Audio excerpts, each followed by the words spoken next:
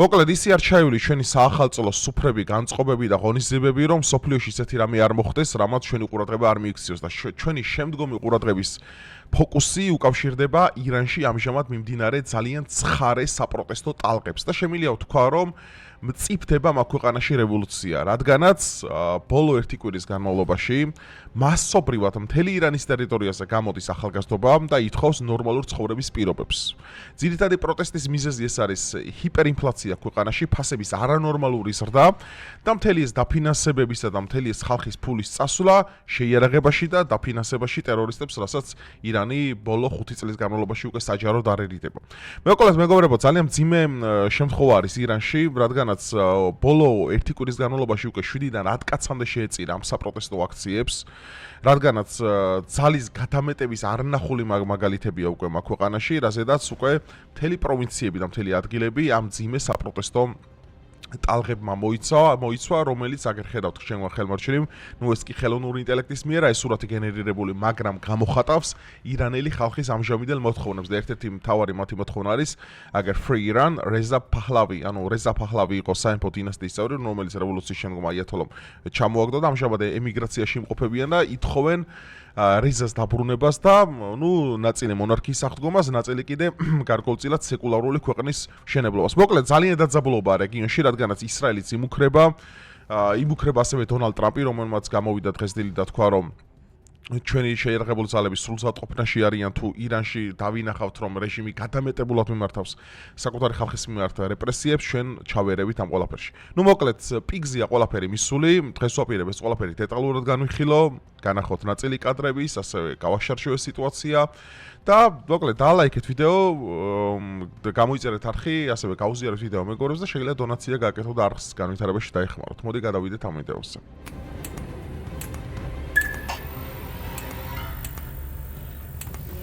აგერ მეგობრებო, ეს არის დონალდ ტრამპის ოფიციალური მიმართვა. თუ ირანი მშვიდობიან მომიტინგეებს ესვრის და ძალადობრივად დახოცავს, რაც მათი ჩვეულება, ამერიკის შეერთებული შტატები მათ დასახმარებლად მივა.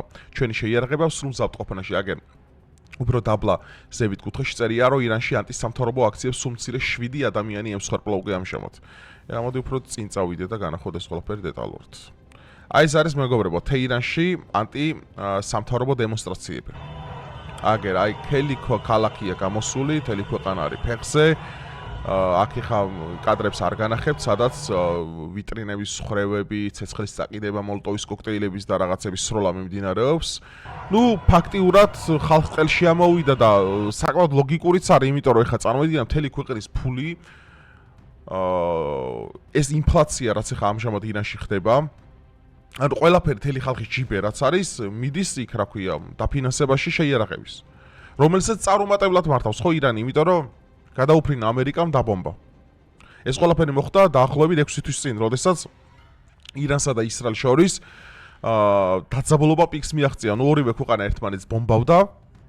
ისრაელი ბომბავდა თეირანს, სრული საჰაერო კონტროლი ჰქონდა ირანზე და თეირანი ბომბავდა sapassukhot ჰიპერბგერითი რაკეტებით თელ-ავივს.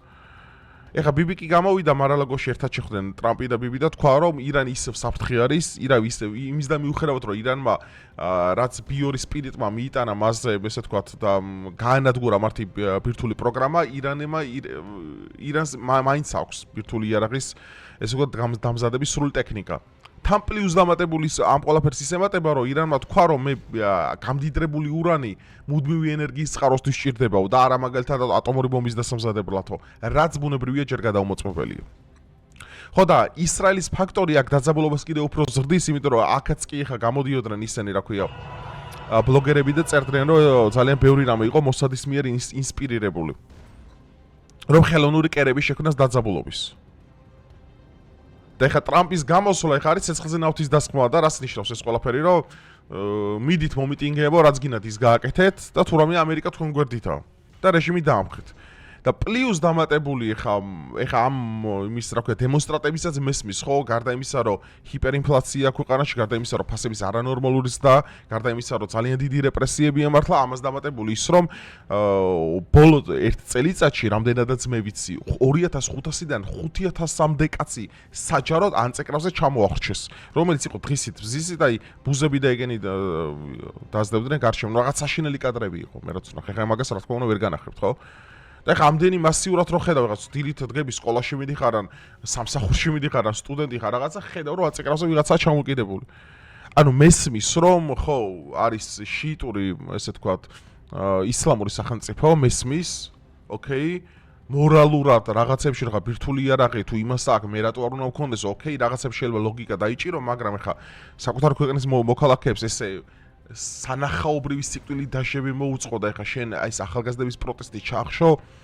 სრული აბსურდია რა ნუ ეხა ეს კადრები არის დაბლარული რა თქმა უნდა აქ არის ერთ შეტაკებები ქუჩაში და აი ეს არის აი დღე ღამე მეგობრებო აი ესე გამოდიან აი ესეთი ისენია რა ქვია ხალხის დემონსტრაციები ქუჩაში და ნუ რაცაც ითხოვენ ეხა ეს კაი არაბია ნიუსია ლოგიკურია მართლა ეხა მთელი შენი ფული რო შეიარაღებაში მიგაკ აი როგორ ჩრდილოეთ კორეაში ეხა გამოვიდა ჩრდილოეთ კორეა და დაამზადა ახალი წყალქვეშა ბირთვულ ძრავზე მომუშავე ხომალდი ხო ერთ-ერთი ყველაზე დიდი რომ მათ შორის ამერიკის შეერთებული შტატებზე დიდი საბმარინია რა და ეს ყველაფერი რითი ანუ მთელი ქვეყანა შიმშილობს რომ ეს ყველაფერი გააკეთოს ანუ რა აზრი აქვს ანუ მე ვერ ხვდები ესეთ სახელმწიფოს არსებობას თან რო ვიცით იმის ფონზე ჩრდილოეთ კორეა წააგებს ამერიკასთან ომს ყოველთვის ანუ აი რატო აშიმშილებენ საკუთარ მოსახლეობას ასე მესმის რომ კაი 50% აჭამენ შემოსახლებას 50% ნენელა გეგმიურად პროგრესული გადასახადებით ან რამე გაზარდე შენი ბიუჯეტი და მაგალითად შექმენი უკეთესი ჯარი, უკეთესი შეიარაღება, უკეთესი ტექნოლოგიები, მაგრამ ისო მთელი ფული ხალხის მიდის შეიარაღებაში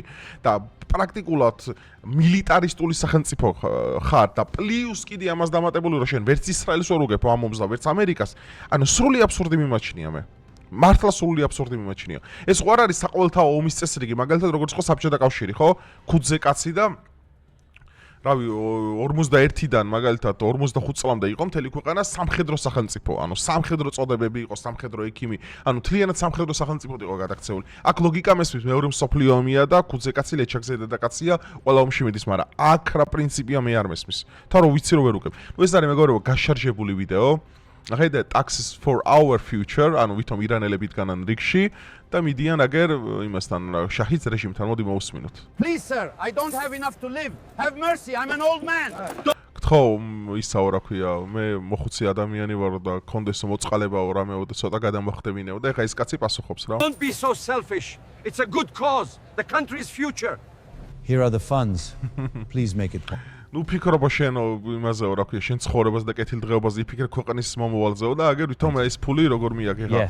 აი იმას რა ქვია, აიათოლას იმასთან რა ქვია, ბირთვულ ფიზიკასთან და ამ რაკეტებს როგორ ამზადებს. ნუ ერთი შეხედეთ გაშარჟებული ეს ყველაფერი. ხო, აი ეს კადრები არ მინდოდა, მე გახა რეზა ფახლავზე მინდა ორი სიტყვა ვთქვა, იმიტომ რომ შანსია რა ამას არ შევიხო. როგორც მე თქვენ დასაწყისში განახეთ, საპროტესტო ფონზე, ანუ საპროტესტო აქციების პარალელურად ხალხი ითხოვს, რომ ქვეყანაში დაბრუნდეს 79 წლის ამ რევოლუციების მთავარი ეს ქვეყნიდან ემიგრირებული სამეფო დინასტიის წევრი, ანუ რეზა ფახლავას შვილი, ისევე რეზა ფახლავა ქვეყანაში და აღადგინოს წესრიგი, ნუ შექმნას გარკვეულწილად სეკულარული სახელმწიფო და ნუ დემოკრატიული რაღაცები დააფუძნოს ქვეყანაში. ეხლა უბრალოდ რა საინტერესო რაღაცას მე მივაგენი ხალხო, ეს თქვენც უნდა იცოდეთ. რეზა ფახლავის ქალიშვილი, მას ყავს 3 ქალიშვილი, სხვათა შორის, რომელიც ამჟამად ემიგრირებული ამერიკის შეერთებულ შტატებში. ყავს 3 ქალიშვილი. სურათზე თქვენ ხედავთ ნური ფახლავს. ეს არის მისი ქალიშვილი. ყოფილი ქალიშვილი უკვე. რადგანაც 2023 წელს ირანის შაჰის ქალიშვილმა იქორწინა ებრაელ მილიონერზე. და რაღაც საინტერესო გაზდებს არა ეს ყველაფერი პარალელურად ირანში დაწყებულ საპროტესტო აქციებსა და ირანსა და ისრაელს შორის დაწყებულ კონფლიქტს. მიზანი რა არის აქ ძალიან საინტერესოა და ალბათ უკვე თქვენც მიხვდებოდით ამ გაშარჟებული ესე თქვა მოდის სურათის შინაარს რომ თუ ამერიკის შეერთებული შტატები ისრაელთან ერთად ირანის რეჟიმს დაამხობს, ფახლავი დაბრუნდება ავა ტახტზე დაბრუნდება ნუ დიდი ალბათობით ავტოკრატია, ტოტალიტარიზმი ავტოკრატიით შეიცვლება. ნახეთ მე მინდა ხაზი გავუსვა, ანუ დღევანდელი შიიტური ტოტალიტარული ირანი შეიცვლება ესე ვთქვათ პროგრესული ავტოკრატიული მოდელით, რომელიც დამახასიათებელია ირანელი ხალხისთვის. და ამერიკის შეერთებული შტატები საკუთარ კაცს დასვავს ირანში. რაც გამოიწვევს იმას, რომ აბრაამის შეთანხმება თუ მაგალითად ისრაელ, საუდის არაბეთი, ისრაელ, მოროკო, ისრაელ, კატარი და მომავალში ისრაელ, საუდის არაბეთი არ გამოურიცხავ, რომ აბრაამის შეთანხმების წევრი მომავალში გახდეს ირანი. უზარმაზარი რესურსებით, უზარმაზარი ტერიტორიებით და საფრთხე მინიმუმამდე დაყვანილი. აი თქვენი აზრით ესეთი ქორწინებები შემთხვევითი გონიათ? როდესაც რეზა ფაჰლავის ქალიშვილი ქორწინება ებრაელ მილიონერზე და მოულოდნელად იწყება ომები ახლო აღმოსავლეთში. პლუს საპროტესტო აქციები ქუჩებში. მე არ მგონი ესეთი რამეები შემთხვევით მეგობრებო. ამიტომ ეხლა ჩვენ უნდა დავაკვირდეთ პროცესები როგორ წავა ახლა. იმიტომ რომ ეს ერთი კვირა უკვე ეს აქციებია დაწყებული, ერთი კვირა რაც ქუჩაში გამოსულია ხალხი. და საშინელება არის ერთი ის ფაქტი, რომ ამჟამად მართლა უსამართლოდ ექცევა ირანის რეჟიმი იმას რა ქვია საკუთარ მოსახლეობას. მინდა გავიხსენო ხა ის ფაქტიც, რომ გარკვეული მხარდაჭერის გარეშე ისინი ვერ შეინარჩუნებდნენ ამ ძალაუფლებას ამდენი ხანი, რა თქმა უნდა, განწყობილი ირანელების ნაწილი, განწყობილი რა თქმა უნდა არის შეიტურად, ეს უნდა გავიგოთ შენო ესეა, იმიტომ რომ 79 წლის რევოლუციაც კი, რომელიც დამყარდა იქიდან აიათოლა ხომეინი რო გახდა ის რა ქვია, უმაღლესი სულიერი ლიდერი ხო ქვეყნის, ეგ რომ მად რომ სამოქალაქო დიდი მხარდაჭერა ინას არ ქონოდა, ვერაფერს ვერ იზავდა საერთოდ. იმიტომ რომ ძალიან ბევრი კოზირი დაკარგეს ამერიკელებმა და დასავლეთმა, როდესაც რეზა ქვეყანა გაიქცა. ფაჰლავების დინასტია ქვეყანა გაიქცა.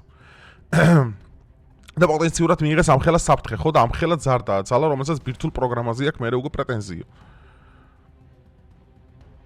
ხო და ანუ ლოგიკა ის რომ ეხა თან დღეს ინტერნეტის ეპოქაა მეგობრებო, ეხა ვიღაცები ხედავენ რომ კარგი ცხოვრება სადღაც ხო ეხა ირანელს რა ურჩევნია ეხა ამ ჩამოკიდებულ მარკოზეთ ჩამოკიდებულ იმას უყუროს და რაღაცა გროშები აიყოს თუ მაგალითად უფრო უკეთეს ქვეყანა ნახოს.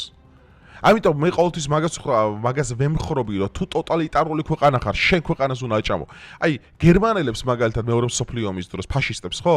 ანუ ფანტასტიკური ცხოვრება ქონათ გერმანელებს მაშინ რა ქვია რეიხში. ფანტასტიკური ცხოვრება ქონათ ყველანაირი მიმართულებაში, ეკონომიკა, ფინანსები, სახლი, ბანკები 0%-ამდე.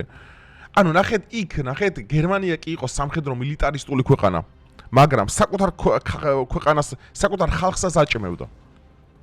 ანუ ეხლა თქვენ რო შეადაროთ როგორი ცხოვრება იყო რეიხში, მაგალითად როგორი ცხოვრება საბჭოთა კავშირში, შედარებაც არ შეიძლება იმდენად ჯობდა რეიხის ცხოვრება საბჭოთა კავშირს.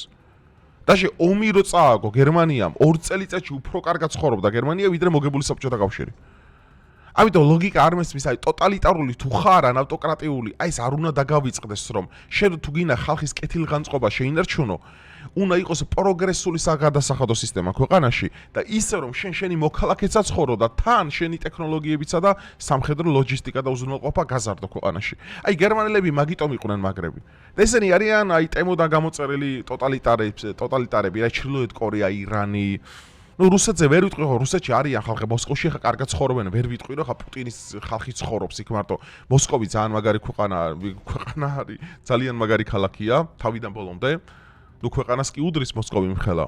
რომ მოსკოვში ცხოვრობს ხა მესმის რომ მოსკოვის იქით ვერ ცხოვრობენ ხა კარგად ხო? რავი, ერთი პეტერბურგი, მოსკოვი, კრასნოდარი დიდი ქალაქები, როსტოვი და დანარჩენი, რავი, ზოგი მიყრუებულია საერთოდ, მაგრამ ანუ რუსეთში ასე თუ ისე მაინც ცხოვრობს ხალხი რა. ვერ ვიტყვი ხა რომ რუსეთში ფული არა, უზარმაზარი ფულია, მოსკოვში უზარმაზარი ელიტა არის. ძალიან მაგრად ცხოვრობენ, ძალიან მაგარი მანქანები დადიან, მოსკოვის ვიდეოებს უყურებ ხოლმე, შეიძლება რეაქციაც გადავიღო მოსკოვზე, იმიტომ რომ ხალხს გონია რაღაცა ვიღაცები ქუჩაში ავტომატიანები დადიან, აი უმაღლეს დონეზეა სისუფთავე, უმაღლეს დონეზეა უსაფრთხოება და ძალიან ბევრი სტანდარტია მაღალი. ტაკერ კარსონმას თქვა, როდესაც მოსკოვში იყო ჩასული. რომ მინდაო ეს ქუჩები ისეთივე სუფთა იყოსო და ეს მეტრო ისეთივე მოწესრიგებულიო, როგორც მოსკოვი, ნიუ-იორკში მინდა რომ იგივე იყოს, მაგრამ არ არისო. ხო და მაგას ვამბობ, რომ აი რეჟიმი ყოველთვის უნდა ზრუნავდეს ხალხზე, ეს არ შეიძლება გინდა რომ მაგალითად აღადგინო ძველი რომის იმპერია. შენ უნდა აჭამო თვითონ მშიერი მოსახლეობა, აგიჯანყდება ყოველთვის. ეს არის პოლიტიკის 2x2-4-ია. ამიტომ არ მესმის ლოგიკა აქ რა არის, როდესაც აშიმშილებენ ხალხს და მე გამოდიან და ამბობენ, რომ ის არის რა ქვია, რატო აგვიჯანყდა ხალხი. ეხა აქ საქართველოში კი უნდათ შიგევროპელებს ეს განცდები შეექონათ, რომ თითქოს თავრობა კარგად ცხოვრობს და დანარჩენი ყველა იმაში მათხოვრობს. ნუ ეს არის აბსურდი საერთოდ. და ნეპალში რო რევოლუციები მოხდა იქ და ეხა მომდენო ტალღა საქართველოს გადაულის და რაღაც ეგეთ სისულელებს რომ მომდნენ, ხო?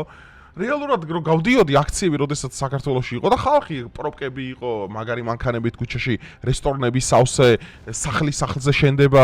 რასე თუ ისე ქართველი ხალხი რაღაც ფეხზე დგას და ვიღაცაი მაჯერებდნენ საქართველოს უდრისო ირანსო, ბელარუსო და ნეპალსო. რაღაც აბსურდებს და მე ეს ტყუილები რო მართლა ეგონათ რომ მაგალითად 250-500 შიგევროპელი რომ მთელი ქვეყანა ეგონათ და 600 ჰაღათი რევოლუციებს რო აწყობდნენ, მაგიტომაც ჩაისვარეს და ჩაიჯვეს საბოლოო ჯამში.